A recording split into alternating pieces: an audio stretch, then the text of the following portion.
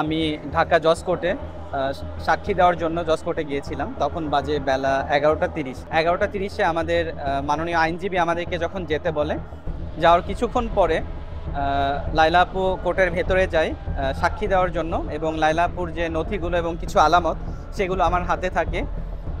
ওই অবস্থায় নারী শিশু ট্রাইব্যুনাল 7 নম্বর কক্ষের সামনে থেকে প্রিন্স মামুন আমাকে যে গলায় হাত দিয়ে বলে যে লিখন, কি অবস্থা, কেমন আছো, বলে আমাকে সে টেনে নিয়ে যাওয়ার মানে টেনে নিয়ে যায় যে চলো তোমার সাথে কথা আছে। তো আমার যেহেতু আগে বন্ধু ছিল, বন্ধু যখন একটা বন্ধুকে ডাকে তার সাথে যেতেই পারে।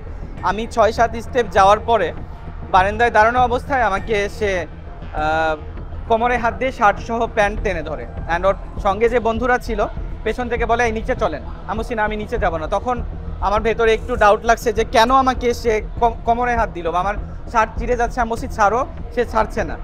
ওই অবস্থায় আমি যখন বলছি আমি নিচে যাব না, তখন সে আমাকে এক হাতে শার্ট ধরেছিল আর এক হাতে আমাকে সে স্টেপ করেছে। আপনারা সেটা দেখতেই পাচ্ছেন যে আমার গলায় ছুরি আঘাত এবং 4টা সেলাই আছে।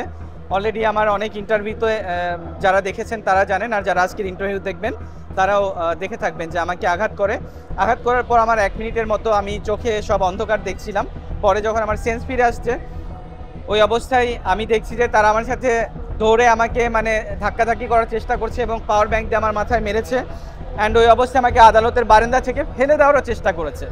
সবচাইতে মর্মান্তিক বিষয় হচ্ছে এটা যে আদালত চলাকালীন আদালতের সামনে এত আইনের লোক, এত প্রশাসনের লোক থাকা অবস্থায় একটা টিকটকারের কিভাবে এরকম সাহস হয় যে একটা মানুষকে চাকুতে স্টেপ করে, এবং চাকুতে স্টেপ করে আমাকে সে ধাওয়া করে এজলাসের সামনে নিয়ে যায়। আমি এজলাসের সামনে যখন গিয়েছি তখন আমার শরীর দিয়ে নন স্টপ ব্লিডিং হচ্ছে। ওই অবস্থায়ও সে আমাকে কোর্টের মধ্যে চাপ দিয়ে ধরে মারার চেষ্টা করে এবং বের করে নিয়ে আসার চেষ্টা করে। তখন বিজ্ঞ পিপি এবং জজ সাহেবের হুমকিতে সে আমাকে ছেড়ে দেয়। তো এই ধরনের ঘটনা ঘটিয়ে ওর মতো একজন হত্যা চেষ্টাকারী লোক, ওর মতো সাধারণ একজন টিকটকার এখন পর্যন্ত রাস্তায় ঘুরে বেড়াচ্ছে বা সে শান্তিপূর্ণভাবে জীবনযাপন করছে। এটা কি করে সম্ভব?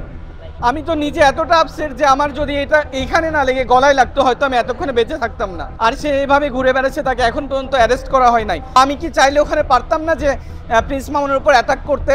তার শরীর আর আমার স্বাস্থ্য দেখে আপনারা বুঝতে পারছেন যে আমি ধরলে হয়তো সে ওখানে নড়তে পারতো না, বাট আমি ওই অবস্থায় তাকে ধরি নাই। আমি আদালতকে সম্মান দেখিয়েছি, কিন্তু সে কি পাওয়ারে, সে তার কোন গ্যাংয়ের পাওয়ারে আমাকে এভাবে অ্যাটাক করে ছুরি আঘাত করে মেরে ফেলার অপচেষ্টা চালাইতে পারে?